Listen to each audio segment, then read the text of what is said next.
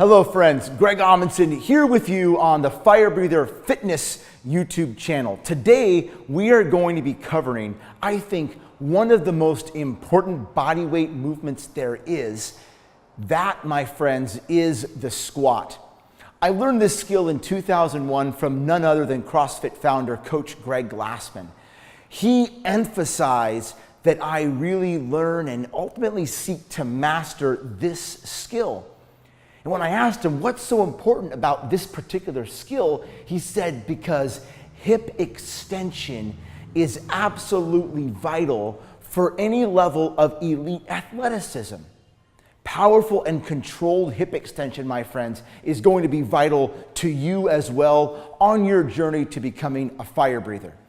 The skill I'm referring to is none other than the squat. I'll demonstrate a few reps, then we'll break down the points of performance. First, a few repetitions facing you. And then I'll do a few repetitions profile so you can really see some of the key points of performance that we'll be addressing. So first things first, we'll talk about setting the skill up. You'll want to bring your feet between hip and shoulder with the toes slightly out, rooting and weighting through the heels. My hands are reaching forward as my butt pushes back and down. The bottom position brings the crease of my hip below my knee. That's a super important point of performance. So to see this from the side, my hip goes back and down, my arms reach forward. In the bottom position, the crease of my hip is below my knee. I want to show you with the PVC pipe exactly what I mean by that. So if I go down to the bottom position and my hip is too high, the angle of the hip is pointing down. If I go level or parallel, that shelf is even with the floor. If I go ½ inch lower, now that angle is pointed up. So you can see that the crease of my hip is below my knee. That's a very important point of performance in the range of motion requirement for this skill. Another point of performance, my knees, as I press my butt back and down, are driving out. And so in the bottom position, my knee is tracking over my foot. That's super important to prevent shear tension on the knee. Knees drive out, the hip passes back and then down between the knees, and in the bottom position, the weight is entirely on my heels.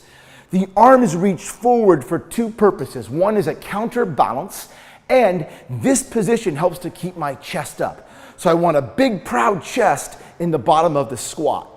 Even when I begin to cycle these repetitions faster, I still want to ensure that I'm reaching my hands up in the bottom position. Then as I stand, I return those hands to the start position. This skill is taught very clearly, step by step, in the book Firebreather Fitness, yet sometimes seeing how the skill works live action really helps to solidify the points of performance in the mind. A few more repetitions. Slow motion, talking through the points of performance. From the start position, I press my butt back and down. I reach my hands to the sky. You can see that in the bottom position, I'm maintaining what's called the lumbar curve. So my back is arched, not rounded, my back is arched. My pelvis is in exterior rotation, so pelvis is back, arms are up, maintaining that beautiful shelf position on my low back. That's a super important point of performance. So to review the skill, from the start position, my hands reach forward, I press my butt back and down. Bottom position, knees are out, the knee is tracking over the foot, the bottom position is achieved, and the weight is in my heels.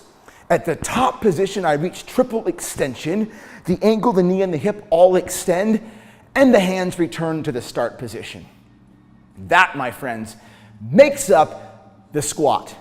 Practice, practice, practice. It's an amazing skill, and just like Coach Glassman told me, you need to develop this skill in order to achieve all your athletic goals. And I'll talk to you soon back here on the Firebreather Fitness YouTube channel.